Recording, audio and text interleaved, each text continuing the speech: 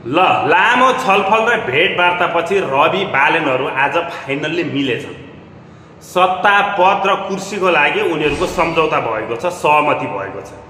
तर यसले रवि बालेनहरूलाई चाहिँ फाइदा होला, तर देश र जनतालाई फाइदा हुनेवाला छैन र यस्तो खालको सम्झौता धेरै टिक्नेवाला पनि छैन।